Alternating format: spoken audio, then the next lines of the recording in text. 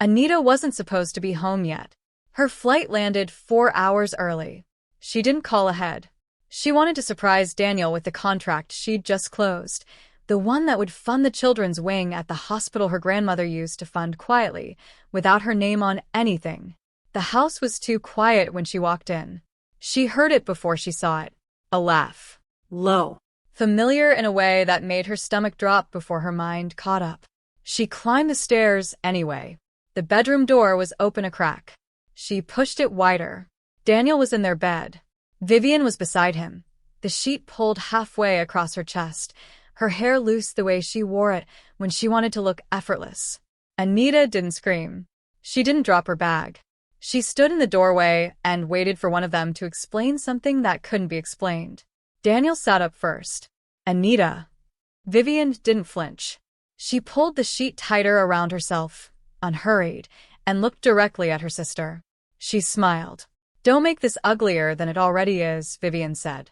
That was the moment Anitta understood something was wrong beyond the obvious.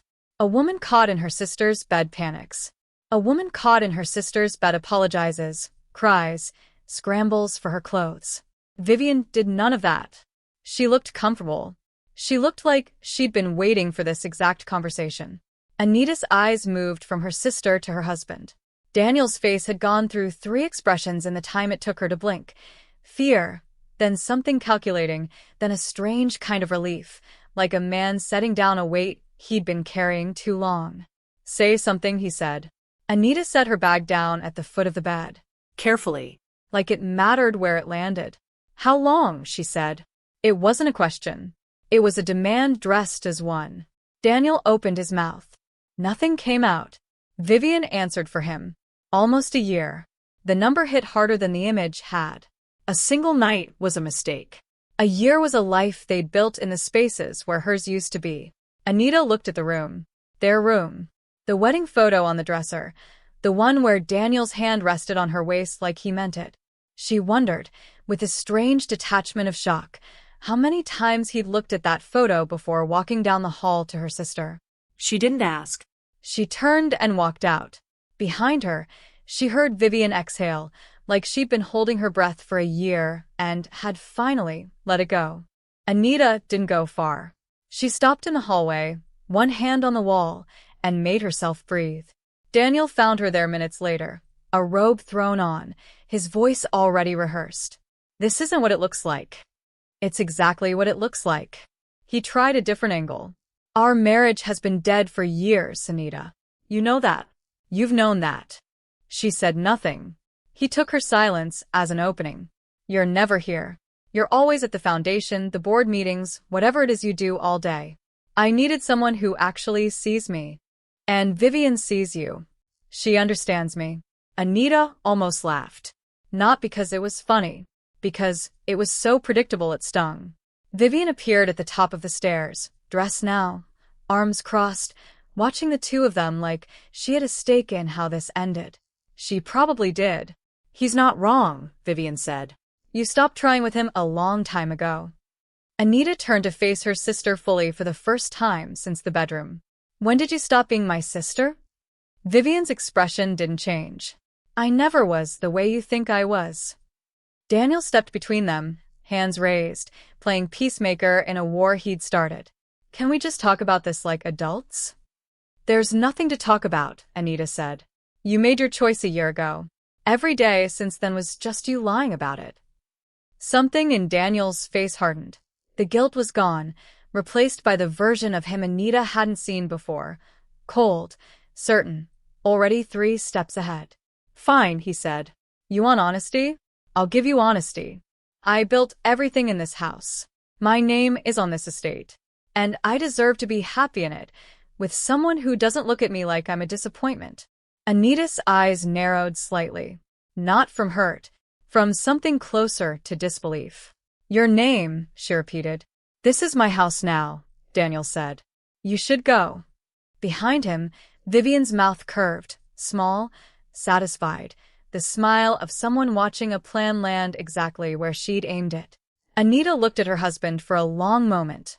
She looked at the staircase, the chandelier, the life she'd spent 6 years building in this house. Then she looked at Daniel again, and for 1 second, she nearly laughed. She didn't. Okay, she said. She walked past both of them, down the stairs, out the front door, and didn't look back once. Neither of them noticed she hadn't argued the part about the house. Anitta didn't leave the property. Not yet. She found Vivian in the garden the next morning, cutting flowers like nothing had happened, like a marriage hadn't ended 20 feet from where she stood. I want to understand, Anitta said. Not forgive. Understand. Vivian didn't stop cutting. There's nothing complicated about it. Try me. Vivian set the shears down.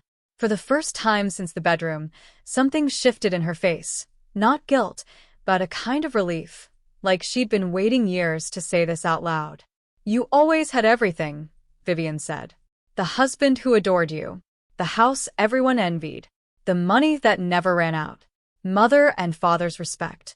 Even the way people talked about you, like you'd never made a mistake in your life. That's not. I'm not finished. Anitta went quiet. I used to sit at your dinner table and watch Daniel look at you like you'd hung the moon, Vivian continued. And I'd go home to nothing. No husband. No house like this one. No one looking at me that way. Do you know what that does to a person, Anitta? Watching someone else live the life you were supposed to have. I never took anything from you. You didn't have to. You just had it. That was enough. Anitta studied her sister's face, searching for the crack, the moment where regret would show itself. It didn't come. So you decided to take it instead, Anitta said. Vivian smiled again. That same smile from the bedroom doorway, calm and unbothered. I didn't want your life, Anitta. She picked the shears back up. I wanted you to lose it. The words landed like a verdict. Not jealousy dressed up as circumstance. Not a woman who'd made a mistake and was struggling to explain it. A woman who had planned this, wanted this, and felt nothing close to sorry.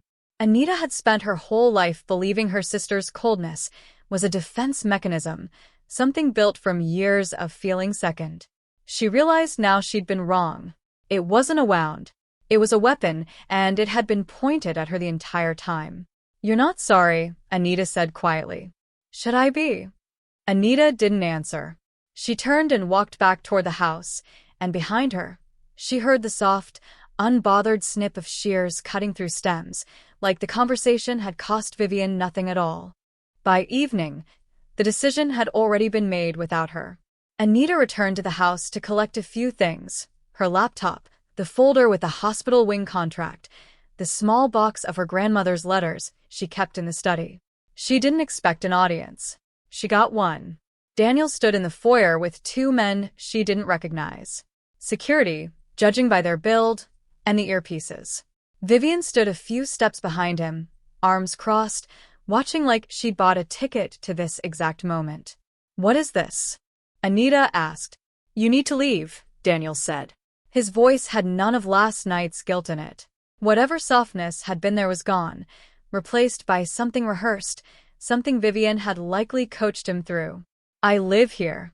Not anymore. Anitta looked at the two men flanking him, then back at her husband. You're having me removed. From my own home. It's my home, Daniel said. I've told you that already. She almost asked him to say it again, just to hear how confident he sounded saying something that wasn't true. She didn't. Instead, she watched him signal the men forward, watched them step toward her with the practiced neutrality of people paid not to care whose life they were dismantling. Daniel. Her voice stayed level. Think carefully about what you're doing right now. I have thought about it. For a year, actually. Behind him, Vivian's mouth curved into that same small, satisfied smile. She wasn't hiding her enjoyment anymore. She didn't need to. The men didn't grab her. Daniel wasn't stupid enough to let it get physical, but they walked her to the door with a kind of firm, wordless pressure that left no room for negotiation. Neighbors would later say they saw a car idling at the gate, saw a woman walk out with nothing but her handbag and a small wooden box, saw the door close behind her without a single voice raised. At the threshold, Anitta stopped. She turned back one last time. Daniel stood in the doorway of the house he'd just called his, chin lifted, waiting for her to break, to beg, to say something that would confirm he'd won. "This is my house now," he said again, like repeating it would make it truer. Anitta looked at him for a long moment. Something flickered behind her eyes. Not grief, not rage. Something closer to disbelief, the kind that comes right before a person understands they've been handed a gift disguised as a loss. She almost laughed. She didn't. "Okay," she said, and walked through the gate without looking back. Neither Daniel nor Vivian noticed what should have unsettled them most, that a woman who had just lost her husband, her sister, and her home hadn't cried once, hadn't argued, hadn't fought to stay. She'd simply agreed, and walked away like she already knew something they didn't. The hotel room was small enough that Anitta could touch both walls if she stretched her arms out. She didn't test it. She sat on the edge of the bed with her wooden box of letters and stared at a wall that wasn't hers, in a room that owed her nothing, and let herself feel exactly none of what she was supposed to feel. No tears came. She'd expected them by now. Her phone buzzed with a text from her assistant asking about the hospital wing contract. She answered it in 4 words and set the phone face down. 3 days later, she found herself scrolling through Vivian's page against her better judgment. Vivian had redecorated the sitting room. New curtains. A different arrangement of the family photographs, one that quietly removed Anitta from the mantel and replaced her with a picture of Vivian and Daniel at a vineyard neither of them had ever mentioned visiting.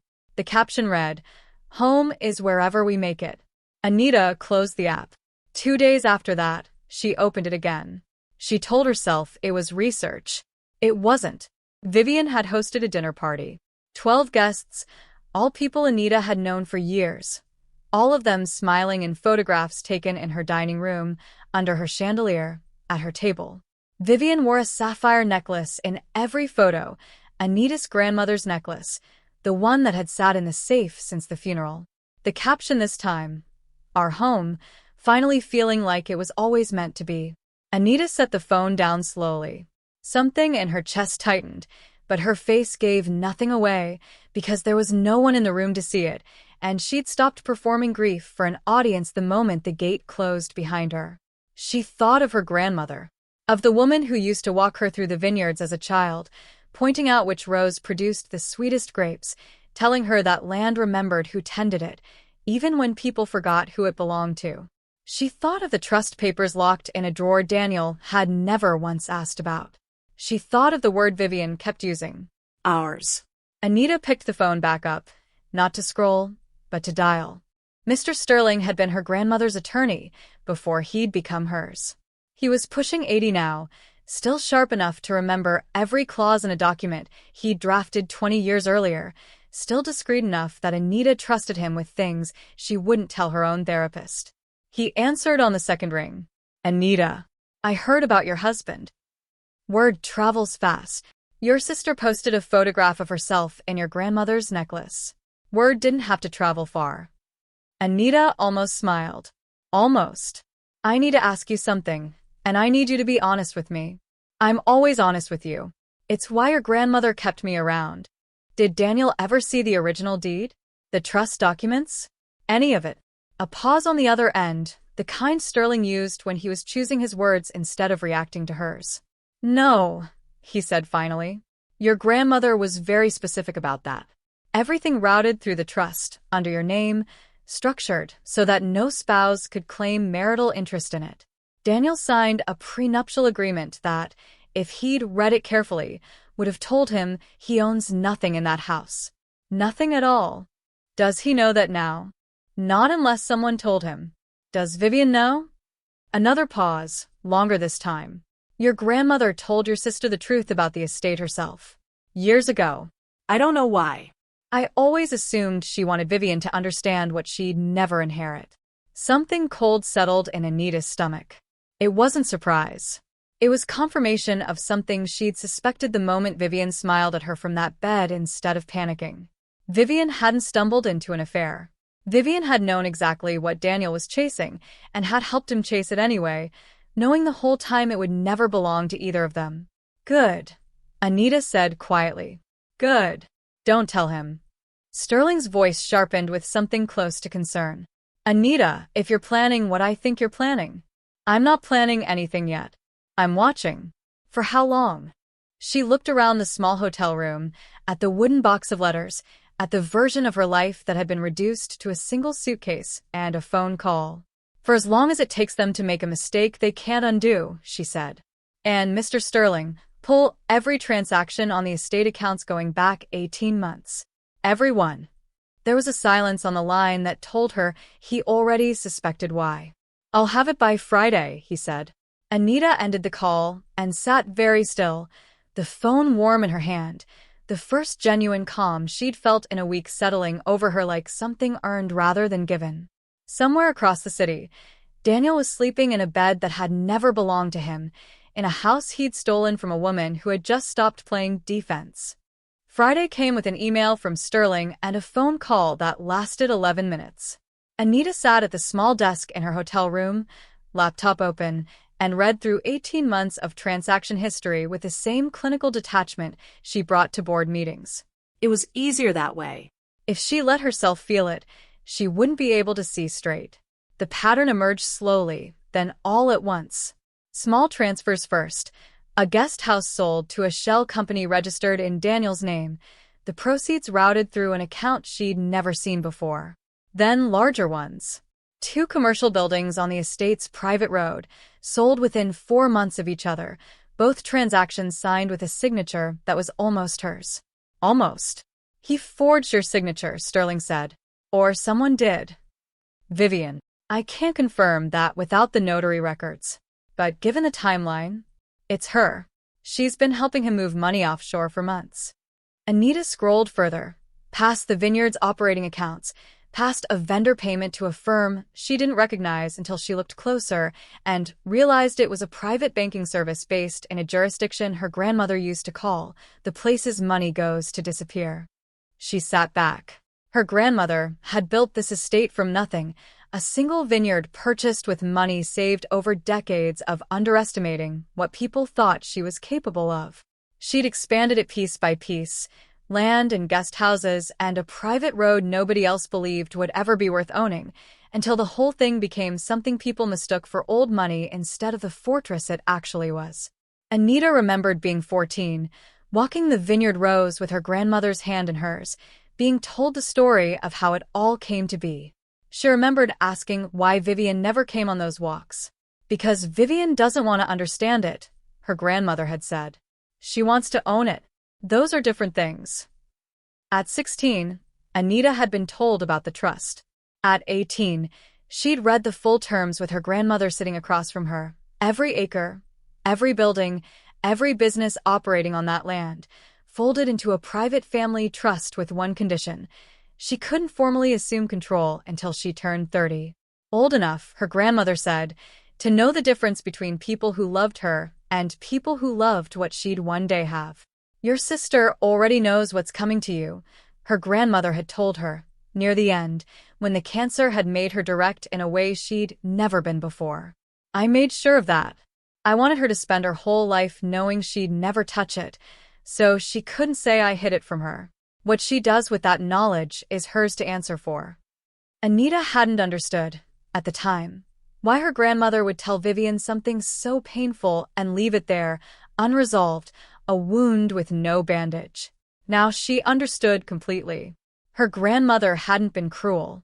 She'd been testing something, and Vivian had failed it years before Anitta ever caught her in that bed. She turned 30 in 4 months. She'd never told Daniel the exact date. She'd never told him much of anything that mattered. She realized now, not because she didn't trust him with information, but because some quiet, unexamined part of her had always known not to. She looked back at the screen, at the shell company, at the forged signature, at the number in the account summary that made her stomach turn, not from grief this time, but from the specific, focused anger of someone watching 2 people rob her blind while calling it love. "Sterling," she said. "How much total?" "Just over 4 million. Across 11 transactions. And every one of them required my authorization, which you never gave." Anitta closed the laptop slowly. Outside her window, the city moved on, indifferent to the fact that somewhere across town, a man was drinking wine from a cellar he thought he owned, in a house funded by fraud he didn't know how to name yet. "That's not infidelity anymore," she said quietly. That's a crime. I know. Then let's stop watching and start building the case. She didn't call ahead. Anitta arrived at the estate on a Tuesday morning, 3 attorneys behind her, a black folder in Sterling's hands. The same security guard who'd escorted her out 5 weeks earlier opened the gate without a word, unsure whether he was allowed to stop her, and unwilling to test it. Daniel was in the dining room when she walked in, her dining room, at her table, drinking coffee out of a cup that had belonged to her grandmother. Vivian sat across from him, the sapphire necklace catching the morning light. Daniel looked up and laughed. Actually laughed, the sound sharp and disbelieving. She's finally lost it, he said, to no one in particular, like he was narrating for an audience that wasn't there. Vivian smiled the way she always smiled, unbothered, amused, certain of her own safety. Sterling stepped forward and placed the folder on the table, directly in front of Daniel, without a word. What is this? Daniel asked, still smiling. Notice of ownership, Sterling said. The room went quiet. Daniel opened the folder slowly, his eyes moving down the first page, then the second. Anitta watched his face the way she'd learned to watch faces in every negotiation she'd ever sat through, not for what people said, but for the half-second before they figured out what to say. She saw it. The exact moment his expression cracked. This is a joke, he said, but his voice had lost its certainty. Mr. Cross, Sterling said, calm and precise, you have been occupying my client's property for 6 years. Every deed, every trust document, every piece of paper establishing ownership of this estate names Anitta Vale as sole beneficiary. You were never on any of them. Daniel's laugh had gone somewhere. His hand holding the folder had gone still. Across the table, Vivian's smile finally disappeared.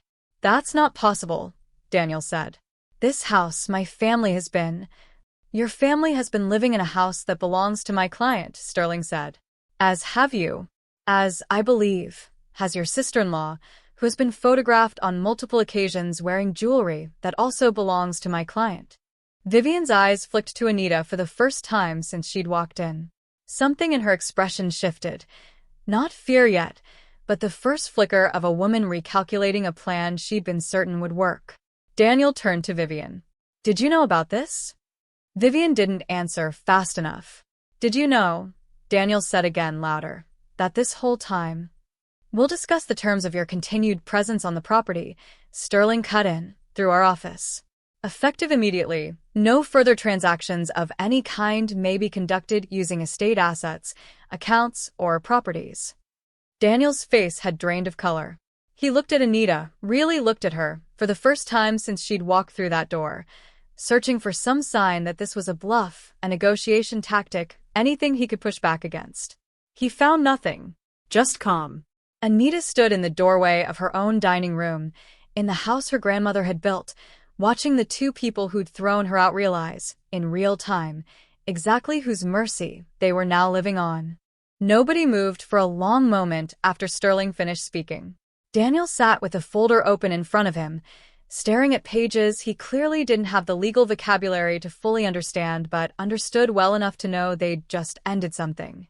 Vivian's hand had drifted to the necklace at her throat, fingers resting against the sapphires like she could feel Anitta's eyes on them. Anitta walked further into the room, past the attorneys, past her husband. She let her fingers trail along the edge of the dining table, the same table she'd chosen herself, years ago, running her hand across the wood the way she used to when she still believed this house was a home instead of a battlefield. She looked around slowly. The chandelier her grandmother had shipped from overseas. The windows facing the vineyard rose. The staircase Daniel had once carried her up on their first anniversary, promising her forever in a voice she'd believed completely. You were right about one thing, Daniel, she said. He looked up at her, wary now, the last of his certainty gone. This house isn't ours. She let the pause sit exactly as long as it needed to. It's mine. The words landed in the room like something physical. Daniel's jaw tightened.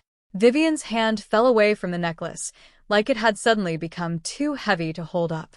Grandmother left it to me, Anitta continued, her voice even, almost gentle, which somehow made it worse. Not to a marriage. Not to a family. To me. Every acre, every building, the vineyards, the guest houses, the road you drive in on every morning like you built it yourself. All of it, Daniel, has always belonged to me. You let me believe. I let you show me who you were, she said. That's different from lying to you. Daniel stood up so fast his chair scraped against the floor. You could have told me. Any time in 6 years, you could have told me the truth. Would it have mattered? Anitta tilted her head slightly. Would you have loved me any differently if you'd known the house wasn't yours to inherit?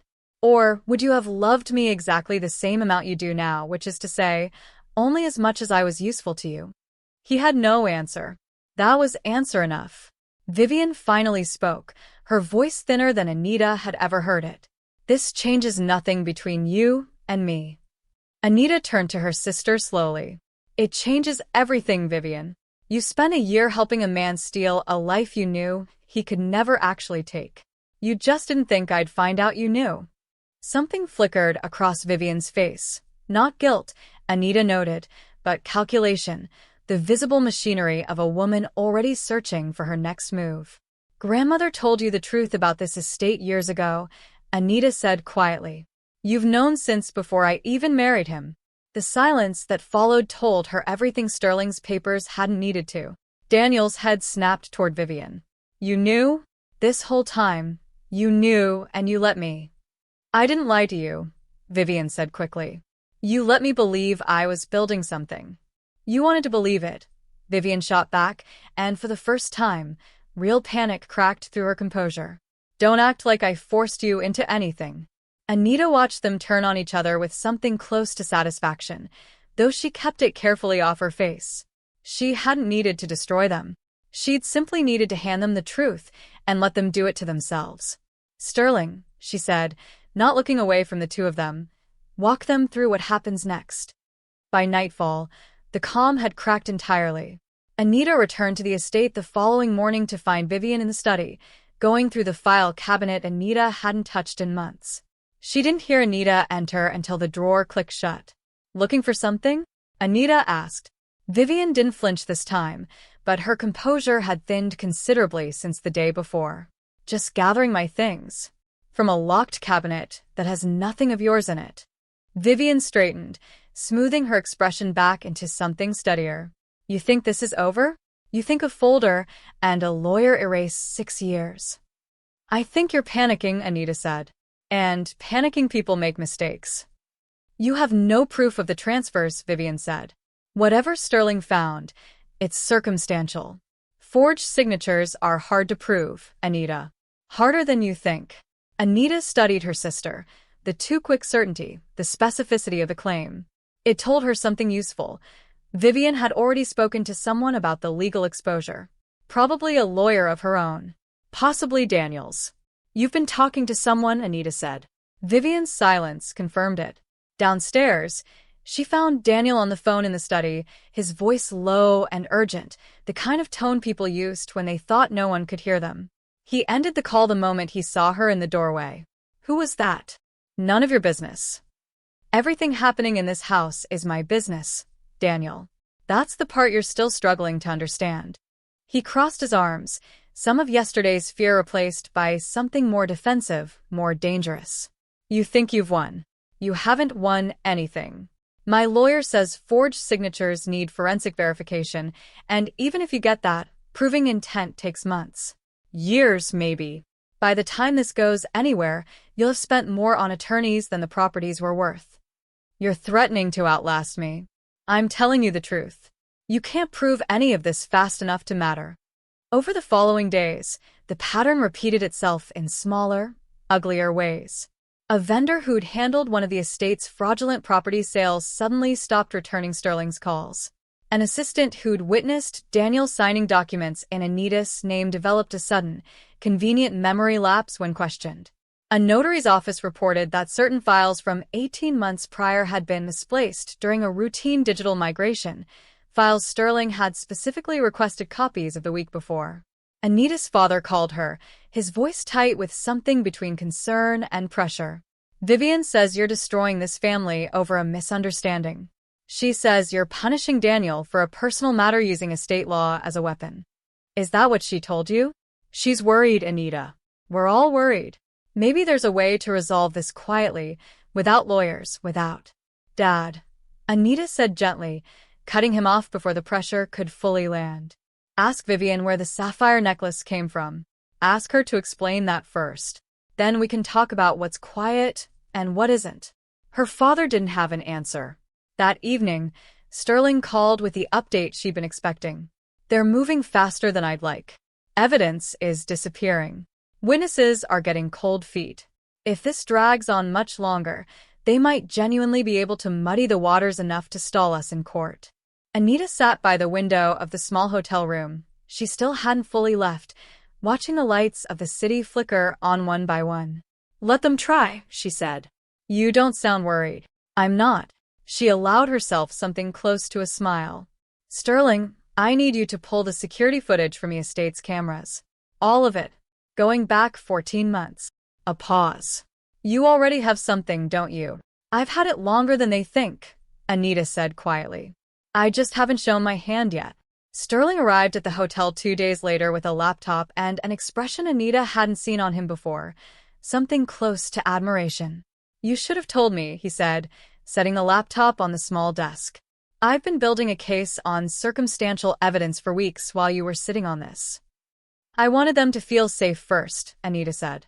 People only make real mistakes when they think no one's watching. She pulled the chair up beside him as he opened the files. Months of home security footage, backed up automatically to a private cloud server her grandmother had insisted on installing years earlier. A redundancy Daniel had never known existed, tucked into a system he'd assumed was just standard smart home wiring. The footage told a story more damning than any forged signature. Vivian, in the study, photographing documents on her phone. Daniel, in the same room 3 days later, signing papers with Anitta's name in a hand that curved wrong at the capital A tell Sterling's forensic expert would later confirm within hours. Vivian meeting a man in a parking garage Anitta didn't recognize, later identified as a broker who specialized in offshore account setup. Daniel, drunk, telling Vivian on camera that once the estate was fully his, he'd finally stop pretending to care what Anitta thought. Sterling paused the footage. This isn't circumstantial anymore. This is intent on record, from both of them. I know. You've had this the entire time. Not the entire time, Anitta said. I started noticing irregularities in the accounts about 4 months before I ever walked into that bedroom. Small things at first, a vendor payment that didn't match any vendor I recognized, a transfer routed through an account I hadn't authorized. I thought Daniel had gotten careless with the books. I never imagined. She stopped. Even now, saying it out loud cost her something. I installed cameras in the rooms where the estate's paperwork was handled, she continued. Not because I suspected the affair. Because I suspected fraud. The affair was something I found by accident, while I was looking for something else entirely. Sterling sat back slowly. So, when you found them together, I already knew something was wrong. I just didn't know what yet. Finding them confirmed the smaller half of what I already feared. She looked at the paused frame on the screen, Vivian's face mid-laugh, careless, certain of her own safety. The betrayal wasn't the bedroom, Sterling. That was just the moment I stopped being able to pretend I hadn't noticed the rest. Why did you let them keep going? You could have stopped this months ago. Because a woman who confronts her husband over a missing transfer gets accused of paranoia. A woman who catches her husband and sister in bed together and then produces $4 million in fraudulent transfers a week later gets believed. Anitta's voice stayed level, but something harder moved beneath it. I needed the world to see the affair first. It made everything after it undeniable. Sterling studied her for a long moment, the way a man studies something he's underestimated. Your grandmother would be proud of this. Genuinely. My grandmother built a fortress and handed me the keys, Anitta said. I just finally learned to use them. She reached over and clicked forward through the footage until she reached a file marked with that week's date. Vivian, alone in the study the previous afternoon, going through the locked cabinet. Daniel on the phone, voice pitched low, arranging what Sterling's investigator would later confirm was an attempt to move remaining liquid assets before the court could freeze them. They're still trying, Sterling said. Let them. Anitta closed the laptop. Send everything to the prosecutor's office tomorrow morning. All of it. And Sterling, file the freeze order today. I don't want them moving another dollar. The freeze order hit the estate's accounts at 9 the next morning, and by 10, Daniel already knew something had gone catastrophically wrong. He tried his card at a gas station and it declined. He called the bank and was told, politely, that all accounts associated with the estate trust were under legal hold pending investigation. He called his own personal account next, the one he'd assumed was separate, untouchable, built from what he thought was his own business success. It declined too. He found Anitta in the vineyard that afternoon, walking the rows the way her grandmother once had, and for the first time since she'd caught him in that bed, he looked genuinely afraid. My accounts are frozen, he said. All of them. I imagine so. Anitta, my business accounts. The ones for the investment firm. Those are mine, they have nothing to do with. Don't they? Anitta kept walking, unhurried, forcing him to fall and to step beside her instead of standing over her the way he used to. Sterling pulled the funding history on your firm last week. Would you like to guess where the initial capital came from? Daniel said nothing. $800,000, routed through a guest house sale you arranged without my authorization 3 years ago. Your firm didn't grow because you were good at your job, Daniel. It grew because you were funding it with stolen money and calling it ambition. His face had gone the color of old paper. That's not. I built that company myself. With my money. He stopped walking. She continued a few more steps before turning back to face him, and in the space between them, she watched 6 years of his self-image collapse in real time. The cars you lease are financed against estate collateral you were never entitled to pledge, she continued, calm and merciless. The office space downtown is subleased through a shell company Vivian set up, funded by the sale of a commercial property that belonged to my grandmother's trust. Your status, your success, the version of yourself you've been so proud of for the last 3 years. None of it was ever yours, Daniel. It was mine, borrowed without my knowledge, and now it's being taken back. You can't do this. I already did. He looked around the vineyard, the rows he'd walked 100 times believing, on some level, that they belonged to him by extension of marriage, by proximity, by simply having been there long enough that ownership started to feel like a technicality. What happens to me now? He asked, and for the first time, his voice cracked with something real.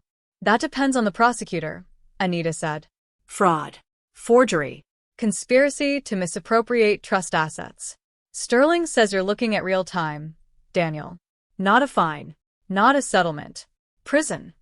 He sat down heavily on the low stone wall that bordered the vineyard, the same wall her grandmother used to sit on during harvest season, and put his head in his hands. Vivian said we'd be fine, he said, half to himself. She said you'd never be able to prove intent. She said.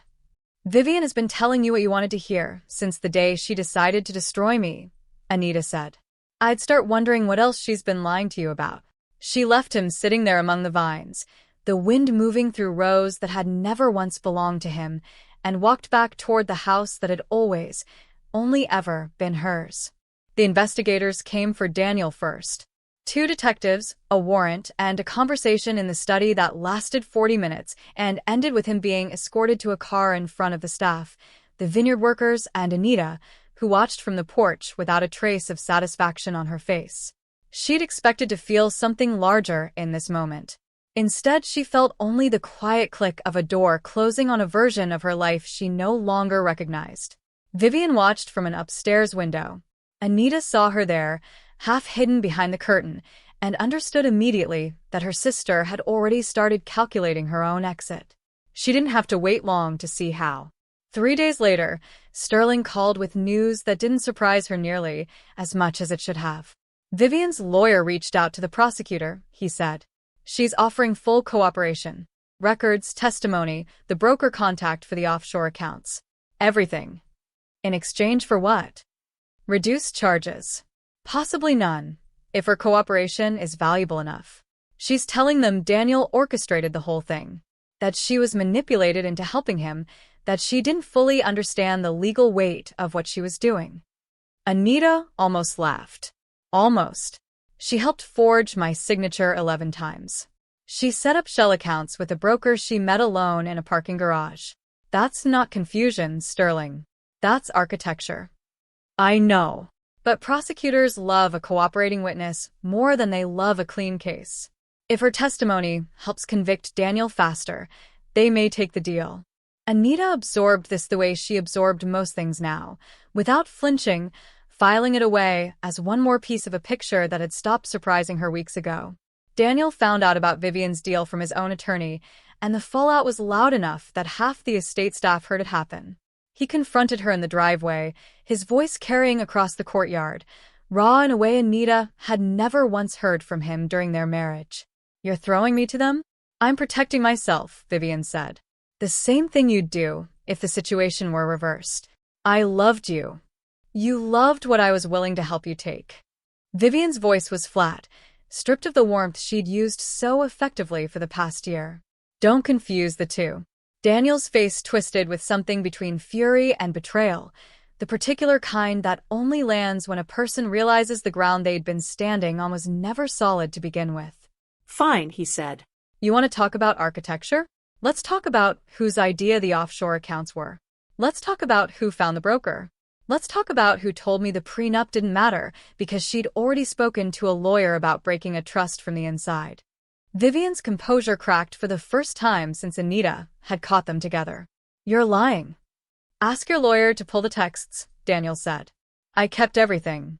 Every message where you told me what to sign, when to sign it, how to move the money, so it wouldn't trace back cleanly. I was stupid enough to trust you. I'm not stupid enough to burn alone." Anitta stood at the window of the study, watching the two of them destroy what remained of their alliance in full view of the staff, the gardeners, and the security cameras Vivian had never thought to ask about. She didn't intervene. She didn't need to.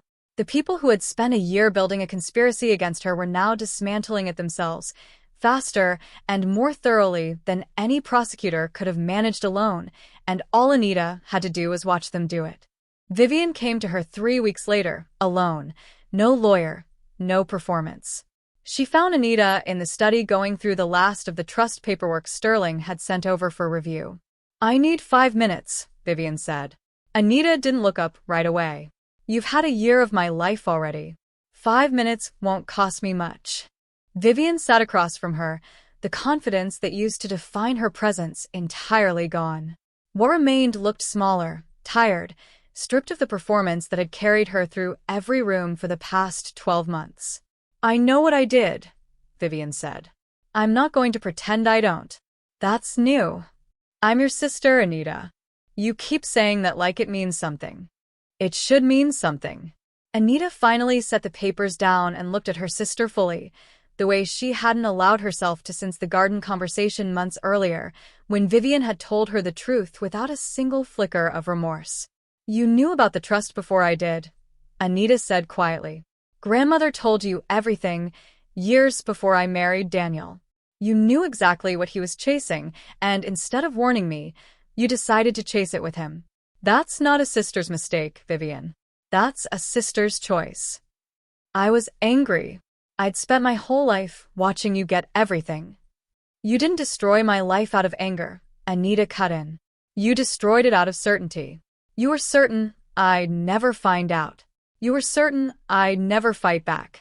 You were certain that even if I did, it wouldn't matter because you'd already have everything you wanted by then." She paused. "That's what makes what you did unforgivable. Not the anger, the confidence."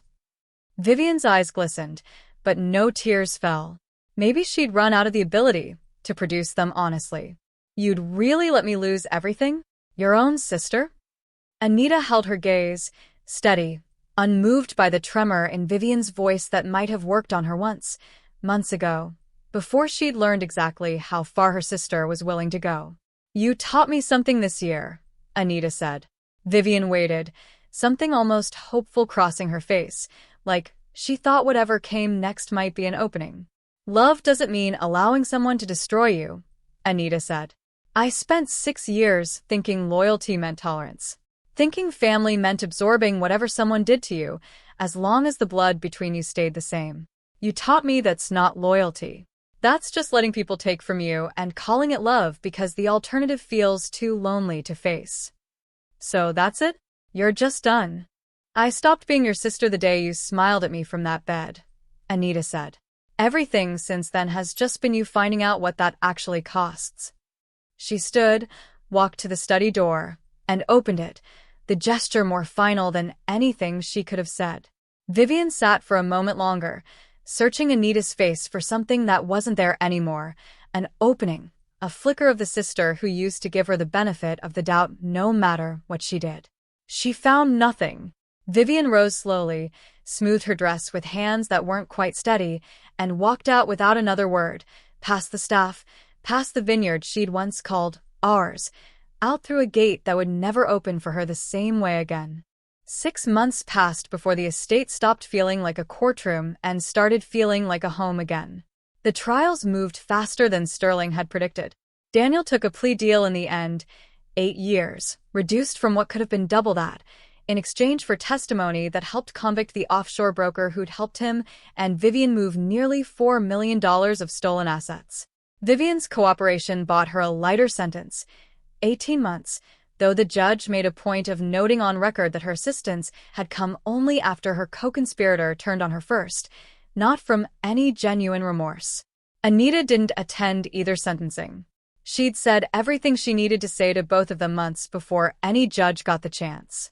She moved back into the estate slowly, room by room, the way a person re-enters a house they used to love but no longer fully trust. She changed the study first. New furniture, new light, nothing left of the room where she'd once watched two people build a conspiracy against her on camera without knowing it. She changed the bedroom next, gutting it completely because some rooms couldn't be reclaimed, only replaced. The sapphire necklace came back to her through the settlement, recovered from a safety deposit box Vivian had rented under a name that wasn't quite her own. Anitta held it for a long moment the day it arrived, turning it over in her hands, remembering her grandmother's throat, her grandmother's hands, the woman who'd built all of this from nothing, and then quietly made sure it would survive people who never deserved it. She didn't wear it. She donated it instead, to an auction benefiting the same hospital wing project she'd been closing the contract for on the day she came home early and found her marriage over. It felt right, somehow, turning the one object Vivian had worn like a trophy into something that would outlast every person who'd ever tried to take it from her. The foundation came together that spring. Anitta converted the old guest houses, the same ones Daniel had once sold without her knowledge, into a scholarship program in her grandmother's name, funding education for young women who'd grown up the way her grandmother had, underestimated and overlooked until they built something no one could take from them. She kept the vineyards running. She kept the mansion. She kept the land, every acre of it, exactly as her grandmother had always intended it to stay. She rebuilt slowly, deliberately, the way she did everything now. It was late autumn when the security guard called her from the front gate, his voice careful in a way that told her who was standing there before he said the name. Mrs. Vale. She'd gone back to her maiden name the week the divorce finalized, quietly, without announcement. Daniel Cross is at the gate. He's asking to speak with you. Anitta set down the book she'd been reading and walked to the window that overlooked the drive. Daniel stood there, thinner than she remembered, dressed in clothes that no longer fit the way expensive tailoring used to fit him. Prison had taken something from his posture, some certainty he'd carried his entire life like a birthright. He looked, for the first time since she'd known him, like a man who understood exactly how small he actually was. He wasn't due out for years yet. She wondered, briefly, how he'd gotten day release, then decided she didn't care enough to ask. He stood outside the gate of the property he'd once called his, looking up at the house the way a person looks at something they used to own in a dream they no longer had access to. "Should I let him in?" the guard asked. Anitta watched Daniel for a long moment. She thought about the year he'd spent lying to her. She thought about the bedroom door, about Vivian's smile, about the word, ours, repeated in caption after caption while she sat alone in a hotel room 3 miles away. She thought about the 6 years before that, the version of her marriage she'd believed in, the version that had never actually existed outside of what she'd wanted to see. She felt nothing sharp anymore. No anger sharp enough to answer. No grief soft enough to forgive. Just a calm, settled certainty about who she was now and what she owed the people who'd tried to erase her. "No," she said. The guard didn't ask again. Anitta watched from the window as Daniel stood at the gate a moment longer, waiting for a door that wasn't going to open, in front of a house that had never once been his to lose. Then he turned and walked back down the road, smaller with every step, until the gate swung shut behind him and the vineyard swallowed the sound of his footsteps entirely. She turned away from the window, picked her book back up, and settled into the quiet of a home that finally, fully, belonged to no one but her. My lovelies, that's the story, from a marriage built on lies to a woman who let two people expose themselves before she ever raised her voice. Anitta didn't win by screaming. She won by watching, waiting, and letting the truth do what she never had to. Tell me in the comments, was closing that gate on Daniel mercy or the coldest thing she could have done? And if Vivian ever crosses your path in real life, you already know what to do. Hit subscribe so you don't miss the next one. There's always another woman out here about to find out exactly what she's really worth. See you in the next chapter, my lovelies.